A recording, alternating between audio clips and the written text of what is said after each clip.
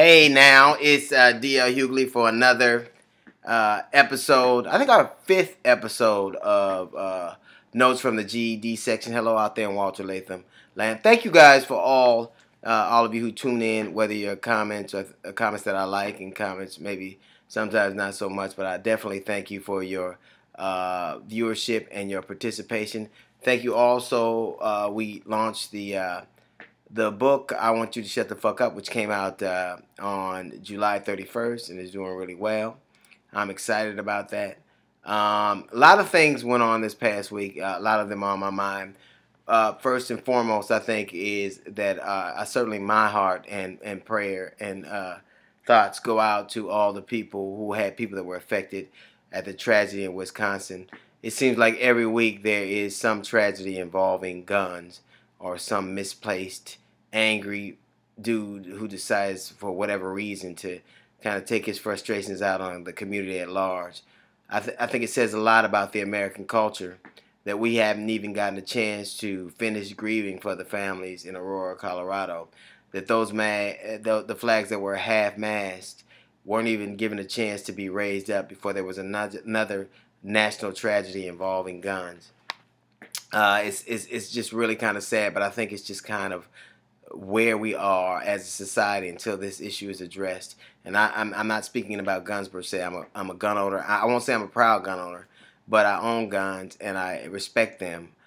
Pride is a little bit more it's kind of more deliberate than I want to be about it. I own guns. I respect them. I know their purpose, and I the idea of having to actually use one for its intended purpose would mean that in some way I've failed. So yes, I own guns, but I don't necessarily believe that gun more gun laws are going to be the answer. I think it's the way that we process violence in this country. I think that we're addicted to it. I think that nobody has even a reasonable answer. Thousands of people are killed by guns every week. I mean, literally, we didn't even get a chance to finish taking the flag down in Aurora before we had to raise it back up for the people of Wisconsin. So obviously our hearts, and it's never a right time. We didn't even get a chance to talk about the last incident because people always say, well, now is not the time. Well, pretty soon there's not going to be anybody left to talk. We're all going to be victims of some type. So obviously it is a matter of the utmost importance.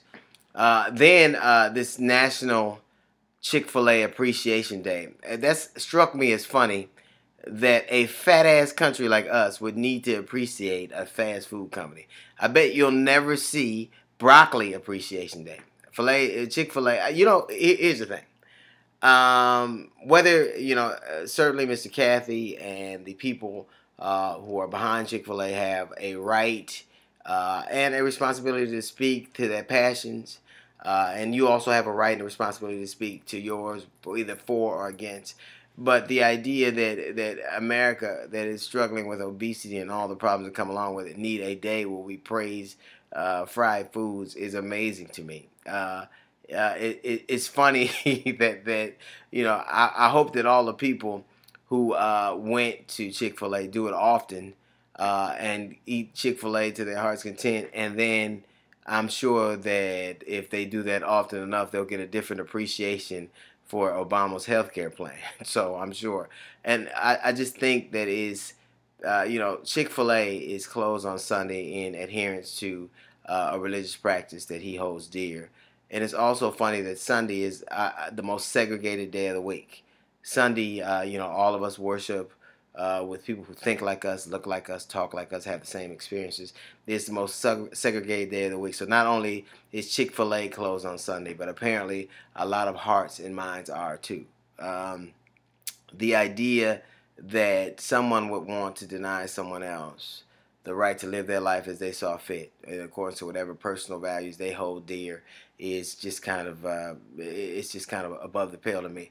Also, I want to celebrate the young girl Gabby, the gymnast, who just dazzled and did I think an amazing job. I don't even watch gymnastics, but I was so excited to see her do her thing. So excited to see her get all the accolades. And to be put on a cornflake box is amazing because, usually black people on some kind of food boxes, pancakes or rice. But to see her celebrated for her athletic achievements was just amazing, and another kind of look forward as to how far we've come as a country. I remember when that probably wouldn't even have been possible. But even with that, they're negative. I was listening to Fox News today, and they were saying that her uniform wasn't patriotic enough. Now, how you could judge someone's patriotism based on the underwear they do flips in is beyond me. And what is patriot? But how much patriotism do you expect in a uniform when it was made by Chinese forced laborers? When you pay for somebody to work in a sweatshop and you pay them 60 cents a year, they're gonna forget some fucking stars and stripes. Then maybe you might not get all the shit you want on your uniform, but it's amazing how every time not every time, because that's wrong to say, but often there are these exceptions when someone of color does something great, where they are graded on a different scale. This is a young girl who excuse me, worked very hard, achieved the pinnacle of her sport. She should be celebrated, and did it on the auspices in the Olympics for her country. So, and what a 16-year-old child would kind of, their idea of patriotism and nationalism has got to involve. They're very young, so obviously it will evolve. But I want her to know that I at least am very proud of her, and I'm very proud of what she's accomplished, and very proud of her patriotism and going out and sacrificing a large part of her young life so that she could gain glory and honor for a country she loves, I'm sure. A lot more to come. I'm excited that we're going to keep getting the opportunity to do Notes from the GED section. We appreciate your support, your comments, be they positive or negative. This is D.L. Hughley, and this is Notes from the GED section. I will see you next week.